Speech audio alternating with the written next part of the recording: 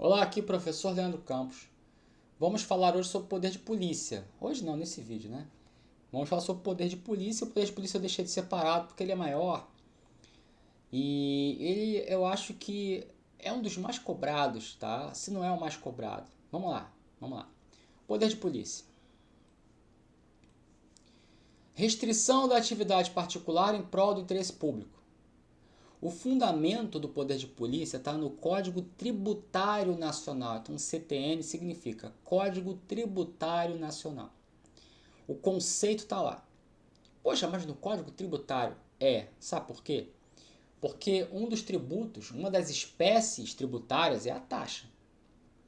E a taxa, ela pode ser cobrada pela prestação de um serviço público ou pelo exercício do poder de polícia. Então, quando o Estado exerce o poder de polícia, ele cria uma taxa, ele pode criar uma taxa para isso. Né? Por isso que tá. Aí é outro detalhe, como é que isso vai funcionar? Aí é direito tributário, tá? Deixa quieto. Por isso que o conceito do poder de polícia, mesmo que ele seja o poder de polícia estudado no direito administrativo, ele começou, a taxa do poder de polícia é estudada no Código Tributário. E como você não tem um código administrativo, ele se socorre do Código Tributário para definir o poder de polícia, né? Mesmo que você não vá estudar poder de polícia no direito tributário, mas ele define para que comece a estudar ali a taxa, né? Como não tem um código administrativo, então a gente acaba bebendo dessa fonte aí. Então, basicamente é restringir uma atividade particular em nome da coletividade. Então, por exemplo, eu vou dirigir um carro. Dirigir um carro é uma atividade particular. Mas você tem que ter carteira de motorista, você não pode desobedecer às leis de trânsito, você vai ser fiscalizado. Você tem que tirar a carteira, né? Você será fiscalizado, você será punido se você fizer uso irregular disso aí, praticar ilícito. Eu quero ter um restaurante. Então você tem que ter uma licença para você ter aquele restaurante. Você tem que cumprir as normas de vigilância sanitária, normas de não sei o que, de um monte de coisa. Pode ser punido se você infringir essas normas. Então verifica que ter um restaurante é o exercício de uma atividade particular. Mas ela sofre uma série de restrições em nome do interesse público, em nome da coletividade. Como assim em nome da coletividade? Vai restringir essa atividade para que outras pessoas, por exemplo, não vão comer no seu estabelecimento e vai passar mal todo mundo, um monte de gente. Ou uma pessoa só que seja. Por isso tem um controle de armazenamento de alimentos, né? Preparo de alimentos, as pessoas que vão preparar esses alimentos, as roupas que ele tem que ter, ou a cozinha, como é que tem que ser, grade, mais não sei o que, bicho, pombo, pássaro, barata, né? Todo esse controle aí é feito, né? Para que a comida não vá passar mal com aquilo, né? Não vá morrer com aquilo. O carro, atividade particular, dirigir um carro, mas isso aí é uma arma, né? Então o Estado ele tem que podar, ele tem que limitar essa sua atividade particular. Você não pode dirigir em alta velocidade, você não pode ficar fazendo zigue-zague, você não pode ultrapassar um sinal vermelho, que isso é perigoso, estacionar em local proibido. Então essa poda, né, essa restrição, essas restrições todas vêm em nome da coletividade. Tá? O particular está sujeito à punição, mas sem que haja um vínculo jurídico prévio com a administração. Que aí o que vai diferenciar a punição, né, da punição decorrente do poder de polícia e a punição decorrente do poder disciplinar é que no poder de polícia o administrado ele não tem nenhum vínculo com a administração pública. Mas ele é servidor. Tá, mas ele estava no exercício da função? Não. Ele estava passeando com a família dele. Então é poder de polícia. Já no poder disciplinar, a punição decorre do servidor público no exercício da função e particulares que têm vínculo jurídico com a administração pública. Tá? E isso aqui é muito bom, isso aqui tem caído muito em prova. Natureza discricionária como regra geral, que pode ser vinculado, como no caso da licença. Tá? Você tem a chamada dica. Características do poder de polícia. Ele é discricionário, ele tem a coercibilidade e tem a autoexecutoriedade. Então, a discricionariedade faz parte do poder de polícia, né? Escolher o ato que é mais conveniente, né, em determinadas situações, agir e tal. A coercibilidade é força. Outra coisa. E a discricionariedade, existem alguns atos praticados dentro do poder de polícia que são vinculados, como no caso da licença. A licença para dirigir veículos é um ato vinculado. É um ato vinculado. Se você passa por todos aqueles testes e é aprovado em todos eles, né, no Detran, teste de direção, exame de vista, psicotécnico, teste escrito, marcar xizinho, passou em tudo, meu irmão, passou em tudo. Não tem como o Estado chegar e falar assim, não vou te dar licença. Ele tem que te dar, porque é um ato vinculado. Mas é exceção, tá? Outorgar uma licença decorre do poder de polícia, mas não é discricionário, e sim vinculado. Mas é uma exceção. A regra é que o poder de polícia ele seja discricionário, né? A melhor atuação no melhor momento para melhor atender o interesse público.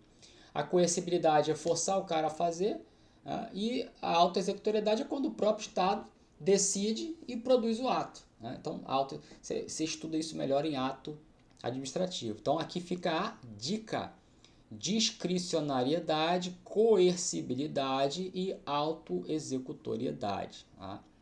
Lembrando que existem exceções à discricionariedade, que é o caso da licença, que é ato vinculado. Em sentido amplo, é cabível o poder de polícia ao legislativo e ao executivo. Você vai entender isso que eu vou falar. Já no sentido restrito, apenas as normas secundárias editadas pelo executivo. Por que normas secundárias? Porque você tem a lei, que é a norma primária, né? A secundária que decorre da norma primária, decorre da lei. E aí o executivo edita normas secundárias, que aí entra no chamado denominado polícia administrativa. Então, olha só. Sentido amplo. Vou virar aqui o negócio, olha só. Para você entender melhor. Ordem de polícia, consentimento de polícia, fiscalização de polícia e sanção de polícia. A ordem de polícia é a criação da norma. A norma legal é a criação da lei. Pega o exemplo do Código de Trânsito. Por exemplo, Código de Trânsito Brasileiro. Quem é que fez o Código de Trânsito Brasileiro? O Poder Legislativo. Está dentro do poder de polícia? Tá. Então está dentro de um poder de polícia em sentido amplo. Já o consentimento de polícia, a fiscalização de polícia e a sanção de polícia são atos praticados pelo executivo. E aqui você está dentro do sentido amplo do poder de polícia, porque é legislativo e executivo, e também no sentido restrito. O sentido restrito ou estrito do poder de polícia diz respeito apenas aos atos praticados pelo executivo. Então diz respeito ao consentimento, à fiscalização e à sanção. Quando você fala sentido amplo, aí você está praticando, você está englobando o legislativo através da ordem de polícia, através da lei, e também o executivo através dos atos de consentimento, fiscalização e sanção. Agora, se você está falando em sentido restrito ou sentido estrito, apenas os atos do executivo. E que nessa parte é chamada polícia administrativa. Polícia administrativa. Já foi perguntado em prova. O conceito de polícia administrativa diz respeito ao sentido amplo do poder de polícia? Errado. O conceito de polícia administrativa não envolve o poder legislativo e só o poder executivo. Então não é no sentido amplo, e sim no sentido restrito. Só para complementar, o consentimento de polícia é a verificação do enquadramento na norma, né? Então, se você tem um código de trânsito, ele vai determinar como é que serão feitas aí as verificações para você ter a carteira de motorista. E o consentimento é quando o Estado consente, olha, toma a carteira, toma a licença, você conseguiu, tá? Toma aí. A fiscalização de polícia, não é porque você tem uma carteira de motorista que você não vai praticar ilícito, vai saber. Então você está sendo fiscalizado constantemente. E a sanção de polícia é a multa, né? A punição quando praticado um ilícito. Então aqui ficou, tá? Sentido amplo, sentido restrito e o conceito de polícia administrativa e essas fases do poder de polícia. Beleza. Agora um outro negócio que cai muito, que é esse aqui, ó. Esse aqui principalmente. O consentimento e a fiscalização sempre foi muito tranquilo que eles poderiam ser delegados a uma pessoa jurídica de direito privado. Então, o consentimento e a fiscalização, pacífico, tranquilo. O Estado pode delegar essa prática a pessoas jurídicas de direito privado. Beleza. A sanção, até então não podia. Então, se você pegar questões muito antigas, vai dizer que a sanção não poderia ser delegada a uma pessoa jurídica de direito privado, e a questão vai estar certa, porque a questão é antiga. Só que o STF ele mudou o entendimento dele. ele passou a entender que a sanção de polícia também pode ser delegada a uma pessoa jurídica de direito privado, tá? Dentro dos requisitos que eu vou colocar aqui no tema 532, né? O tema 532 do STF, mas calma aí. Então, se você pegar questões antigas, eles vão falar, olha, o consentimento e a fiscalização podem ser delegados a uma pessoa jurídica de direito privado? Podem. A sanção pode? Não, não pode. Vai estar certo. Mas as questões mais recentes, já que houve uma mudança no entendimento, elas vão dizer que a sanção também pode ser delegada a uma pessoa jurídica de direito privado, coisa que anteriormente não podia, e agora pode. E isso é pacífico, esse entendimento do Supremo. Agora, uma coisa é certa, a ordem de polícia não pode ser delegada nunca, né? Criação de leis você não pode delegar isso para ninguém, tá? E nem que seja um ato normativo produzido pelo Executivo também é indelegável. Então, a ordem continua na mão do Estado, acabou. E agora, quais são os requisitos para essa sanção? Foi um julgamento de uma aplicação de multa de trânsito por uma sociedade de economia mista no município de Salvador. E esse tema ele diz o seguinte: é constitucional a delegação do poder de polícia por meio de lei a pessoas jurídicas de direito privado, integrantes da administração pública indireta, de capital social majoritariamente público, que prestem exclusivamente serviço público de atuação própria do Estado em regime não concorrencial. Então, meu amigo, para você delegar, para o Estado delegar a sanção de polícia a uma pessoa jurídica de direito privado, tem que ter esses requisitos aqui. Que a delegação tem que ser através de lei, esse é o primeiro ponto. Que essa pessoa jurídica de direito privado seja integrante da administração pública indireta, não é qualquer pessoa jurídica de direito privado, ela tem que fazer parte da indireta. Ela tem que ter o capital social dela majoritariamente público. E aí você vai para a sociedade de economia mista. E essa sociedade de economia mista, essa pessoa jurídica de direito privado, ela tem que ser aquela que exerce serviço público. Porque se você pegar a sociedade de economia mista, ou ela é criada para prestar um serviço público, ou ela é criada para exercer atividade econômica.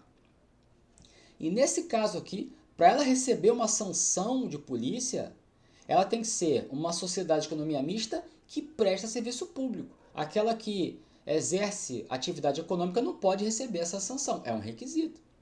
E que esse serviço público não seja um serviço público qualquer, e sim um serviço público que só o Estado pode prestar num regime não concorrencial, ou seja, não tem concorrência, é um monopólio do Estado. Então, como é o caso aqui, a aplicação da sanção de polícia é monopólio do Estado, é uma prestação de um serviço, né, tem a ver com o serviço público, mas é monopólio do Estado, não há concorrência entre várias que fazem isso. Então, repetindo, consentimento, fiscalização e sanção hoje podem ser delegados. Antes, só o consentimento e a fiscalização, isso já passou. Hoje, a sanção também pode ser delegada a uma pessoa jurídica de direito privado. E essa delegação da sanção, no tema 532 do Supremo, ele falou, olha, a delegação da sanção ela tem que ser através de lei, tem que ser uma pessoa jurídica de direito privado que seja integrante da administração pública indireta, que tenha o capital social majoritariamente público, que exerça exclusivamente um serviço de atuação própria típica do Estado e num regime não concorrencial. É exatamente assim que vão perguntar na sua prova, está chovendo questão com relação a isso. Tá? E aí mais conceitos, a polícia administrativa e a chamada polícia judiciária, que você vai encontrar isso aqui também. Tá? Polícia administrativa, você pega aí órgãos de vigilância sanitária, órgãos ambientais, órgãos de trânsito, tudo polícia administrativa. É um resultado, ele busca um resultado de utilidade pública, né, que é a busca do interesse público. Não. É a busca do interesse público. São vários órgãos administrativos, né, tem a ver com ilícito administrativo, então órgãos ambientais, órgãos de trânsito, órgãos de vigilância, enfim. Né? É uma atuação predominantemente preventiva, mas ela pode ser repressiva. O que é uma atuação preventiva? Previne a prática do ilícito, previne que o ilícito não vá acontecer. Né? A criação da lei, o consentimento e a fiscalização é tudo uma prevenção. Agora, Uma vez praticado o ilícito, é lógico que tem uma atuação repressiva, que é a aplicação da punição, acabamos de falar. Então você tem os dois. A polícia administrativa tem a atuação preventiva, que é prioritária dela, é predominante dela, mas ela também atua ela também atua de forma repressiva, ou seja, praticou o ilícito, ela vai reprimir, ela vai aplicar a sanção. Tá? Começa e termina no âmbito do Poder Executivo, na administração pública. Então, se você pegar o órgão de trânsito, o consentimento de trânsito, a polícia administrativa, né? O consentimento é executivo, a fiscalização é executivo e a sanção também é executivo que vai aplicar. Então, a atuação da polícia administrativa ela começa e termina dentro do Poder Executivo, não sai dali. Já a polícia judiciária, aí você pega a Polícia Civil e Polícia Federal. As polícias civis estaduais e a nossa importante Polícia Federal, que tem a ver com inquéritos policiais, né? Verificação da materialidade e autoria de delitos, supostos delitos, né? Criminosos, enfim. Então, isso é chamado Polícia Judiciária e só esses órgãos atuam nesse sentido. Então, é destinado à coleta de documentos endereçados ao judiciário.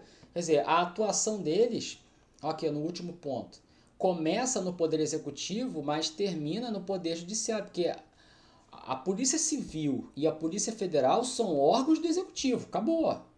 Mas o trabalho que eles fazem ali não é endereçado, não é com finalidade para encaminhar aquilo ao Poder Executivo, e sim ao Poder Judiciário. Então, os inquéritos policiais têm como norte, né, se eles chegarem até lá, porque às vezes você investiga, não consegue achar, mas a ideia é levar para o Poder Judiciário. Por isso chama-se Polícia Judiciária. Né?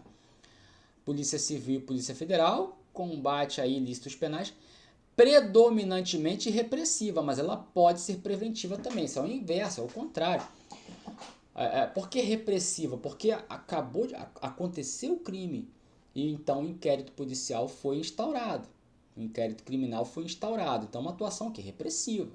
Vamos investigar para fins de punição lá na frente. Mas pode ser preventiva? Pode. Quando a Polícia Federal está no aeroporto, está olhando ali as pessoas que entram num voo internacional, acha alguém suspeito, pode ir lá fazer uma revista. Leva para a salinha lá, né, da Polícia Federal, faz uma busca pessoal, né, no indivíduo, não tem nada, libera. Se tiver alguma coisa, tá preso, em flagrante. Então, assim, tem atuação preventiva? Tem. Mas qual é a atividade predominante? É repressiva. Então, as duas coisas são exatamente o inverso, tá? Da polícia administrativa e da polícia judiciária. E aí, ficamos por aqui. Que pena. Um abraço.